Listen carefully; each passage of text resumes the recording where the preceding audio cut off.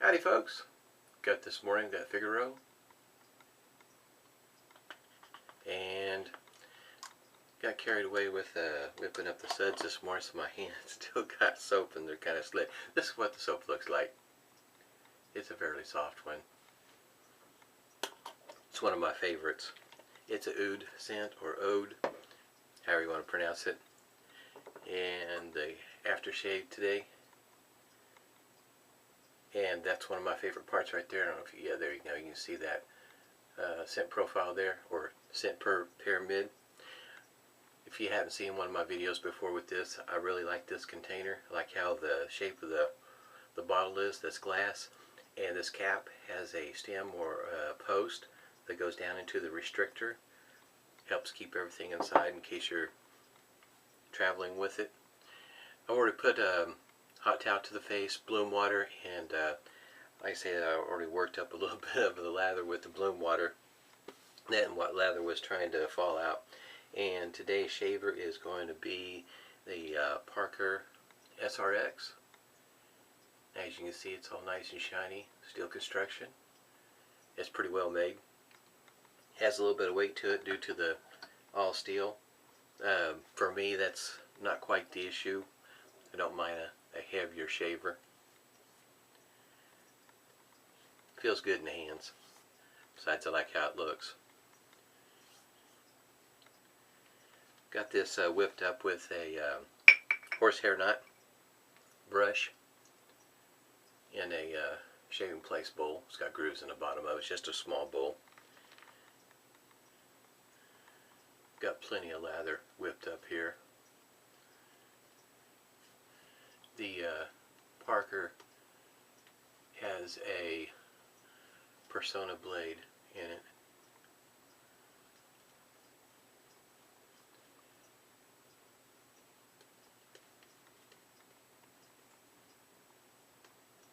You can kind of see this whipped up pretty nice.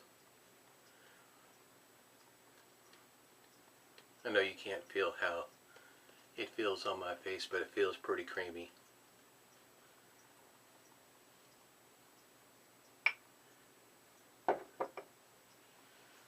Got my usual suspects also with me. I've got my alum block with a rubber band, as well as Thayer's witch hazel with aloe. Go ahead and get started here. Hope everybody's doing well. For me, this is a Wednesday morning.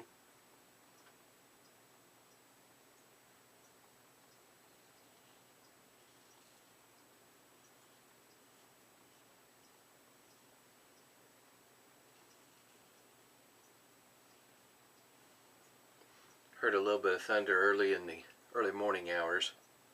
The finally got some rain around here.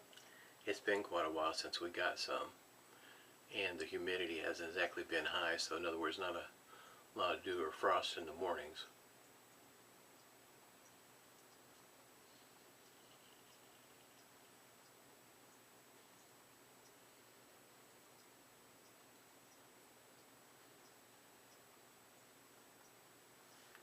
For me, this shaver is pretty easy to figure out what the angle is, especially if you're, I guess you might say, following the guidelines of putting it flat on your face and then moving it out.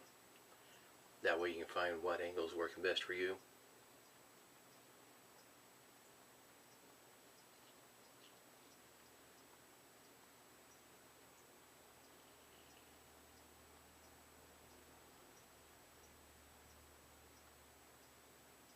A shaver like this, it'll be, I guess you might say, it's going to be up to you to find out how many fingers before or after the scales works best for you. That is one thing nice about a camisori style shaver. You don't have to, I guess you might say, concern yourself with that.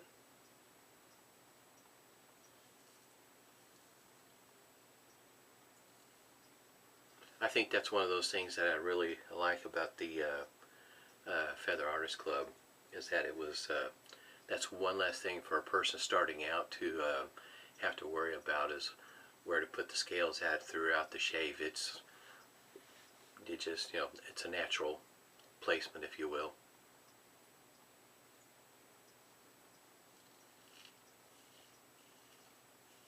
but some like the scales just for the balance. I don't have, never, I guess you might say, experienced any issues with the balance of a camisori, so in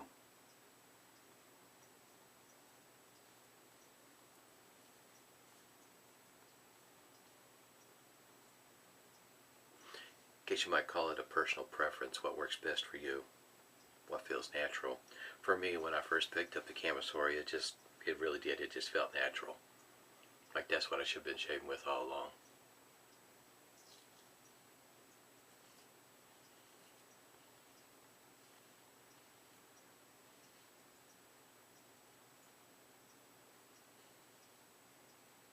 The upside of shaving with a Parker is the availability of blades. You can take a DE blade, snap it in half, and use it. You can get them pre-cut. Get whatever brand you like. Works well for you.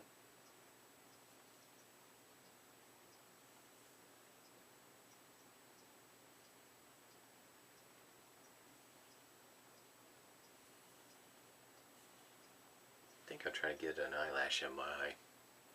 Something is definitely bothering one of my eyes.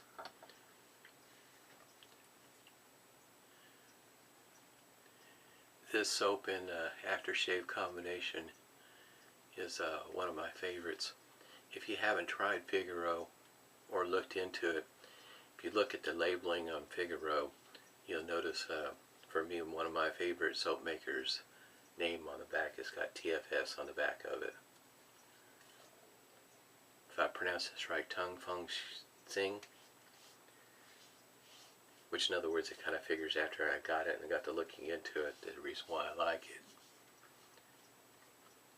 Well, I had been seeing this in a few Shave of the Day postings, excuse me, and had been interested in the one that comes in the red container, but by the time I decided to actually give it a try, I couldn't find the the one in the red, but I did find this one.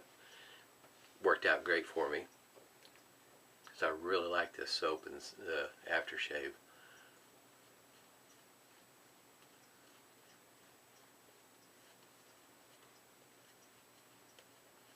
It works well for me.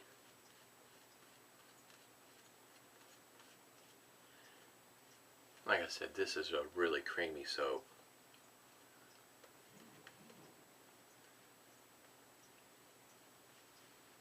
That's pretty nice. Going with Against the Grain.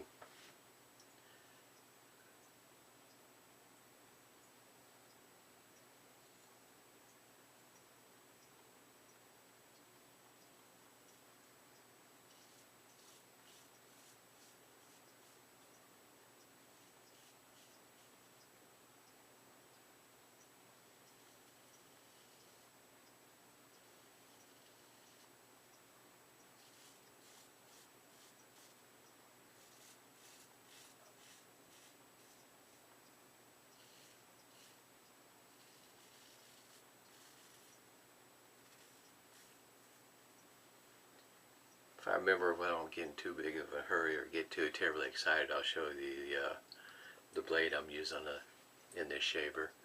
It's a Personna blade.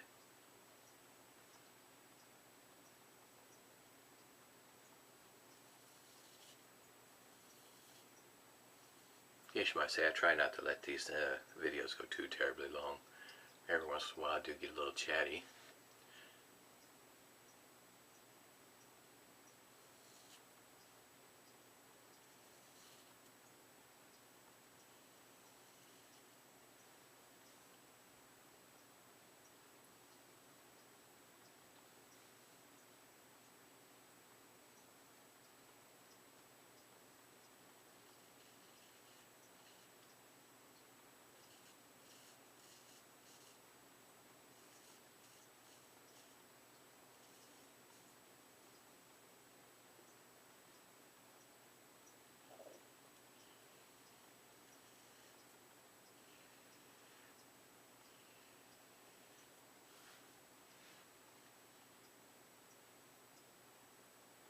That is another thing. pretty cool about a Shavette. In other words, it's not quite like a single edge shaver or a double edge shaver where you have to concern yourself about your blade getting too much soap in it.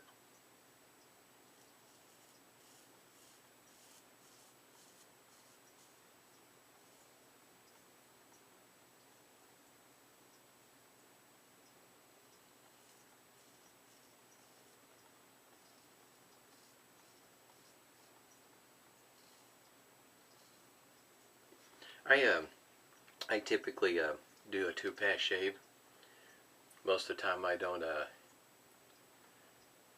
have a need to do across the grain. I have not yet figured out how to do a cross the grain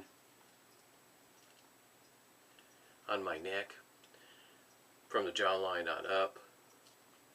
It's not too terribly tough. It just I guess you might say it takes a little bit of patience to start to learn how to do that kind of cross the grain pass with a Shavette or a straight razor. So, because for me with this 2-pass, I get the majority of the whiskers that are there. I would say probably about 90%. In other words, I have a little small line that grows through here, and a little patch over here that across the grain helps pick up. And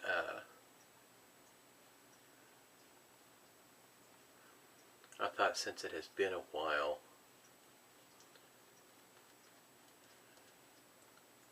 I'd do a cross the grain on the upper cheeks, if you will. It depends on how you're shaving. In other words, if you're using both hands or just using one. I use just the one.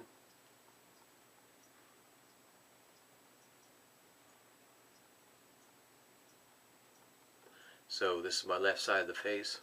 Sometimes, you know, watching the video, you get turned around perhaps on which one's left and which one's right. And this is my left side of the face, so this is how I approach the across the grain.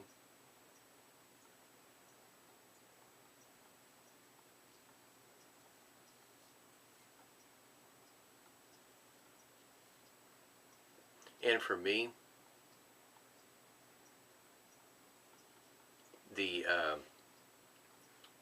if I really, for some reason or another, feel like I have a need to do a cross the grain pass with the down on my neck, I've got a double-edged safety razor over here, the Alpha Elliptic Bakelite version. I always have one, I guess you might say a razor on standby in case the shave starts to go south for whatever the reason, or if I feel the need to do a cross the grain pass.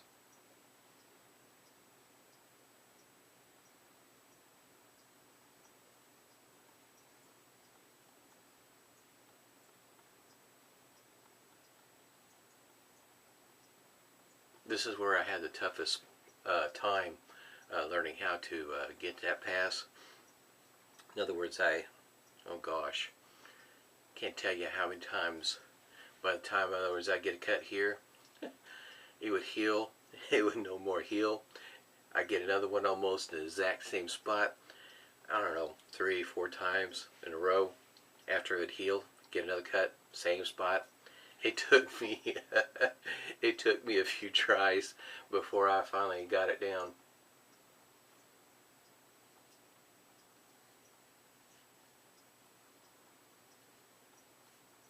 I guess you might say it wasn't the easiest for me to learn.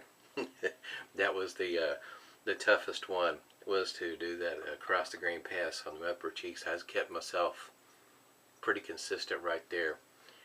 Finally got it down, but boy howdy, there for a while it was really tough. I mean, every time it seemed like almost the exact same spot. It would no more heal up, and I cut myself again. I think it was a good month running, excuse me, that I'd end up with a cut in the same spot. So I guess you might say you'll probably run across a pass, a stroke that makes it kind of tough for you to figure out exactly how to do it without cutting yourself. And that was one for me. That's where I got the majority of my cuts. Second place is right down here. And I think, I'm not sure what it is. In other words, it's not a mole. But and I'm not too sure that it was an actual bump.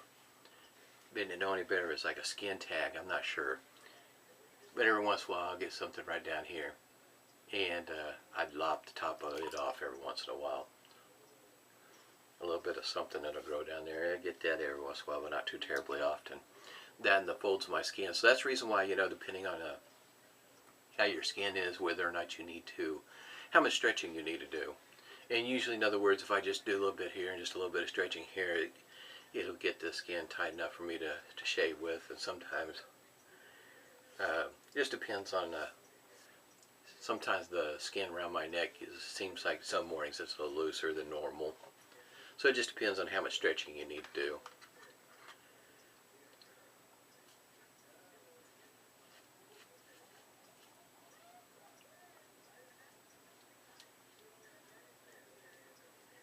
I did get a little bit much pressure right there. Kind of thought I'd get some stinging right there. Outside of that is a pretty good shave. I guess you might say I've, over time, excuse me, since I've started shaving, that has been one of my goals, is to figure out the pressure, whether it's a single edge, double edge, Shavette, straight razor, is to figure out how to get that shave in without ending up with a bunch of weepers. I had my share shaving with the cartridge razor, that I'm not interested in getting any more of those kind of shaves. I mean, I've had some pretty bad ones over the years, back when I first started shaving. So I've to the point now where that's my goal, is to get a smooth, comfortable shave as opposed to a BBS shave. In case I didn't show you theirs. The aftershave here, like I said, with that, wishing a number of others would do that. Give you the scent profile down in there, or scent pyramid, if you will. I don't know that you're going to be able to see this, but there, yeah, there it is right there in the cap. Got that post. It goes right down into the restrictor. There you go. Give you the size of the restrictor there. And this bottle, with the shape that it is, even with your hands, if they're wet, or even got still some residual of the soap, it's easy to hang on to the bottle. And it is a glass bottle.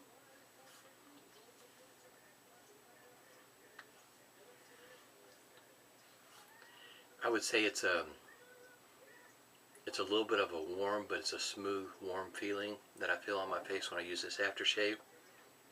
I really like it. It's a really good aftershave.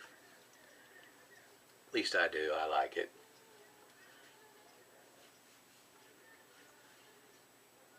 It's another one of those that you could use it all week and not be tired of it. I really like it. It's one of my favorites.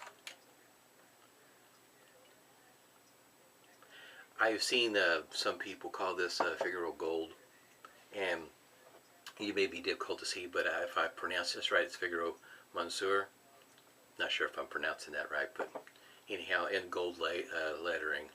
That's what it says underneath the Figaro there. I doubt that you'll be able to pick that up.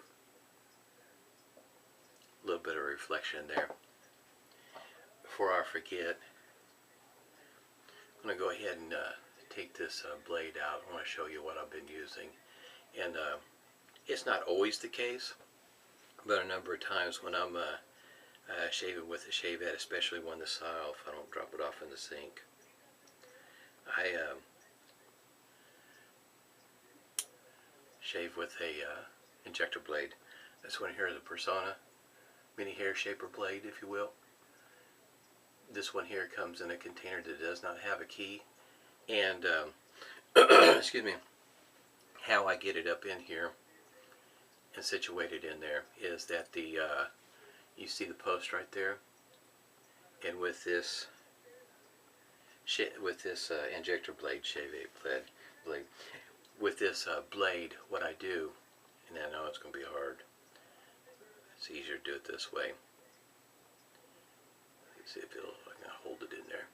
You can kind of see that it bumps up and meets the post. There's not any notches there to hold it there or anything like that, so you're relying on this clamp to hold things in place as well as that post. And I have been able to put it right there and be pretty consistent about getting it to stay in place with little to no trouble. It's not too terribly difficult for me. It does take a little bit of patience or practice, and once again, there it is. I don't know if you can see that or not, but it didn't take me too long to get one put in there. It's a different kind of shave feel by using one of these like this. So in other words, I would not expect to get the same shave feel that you would with a DE blade snapped in half. But it's just something I saw somebody done a good number of years ago and decided to give it a try, see how it worked for me, and works just fine. I really like it. I like how the single edges shave anyway, so maybe that'll help somebody out that want to try to give that a go. Everybody stay safe and smooth shaves to you.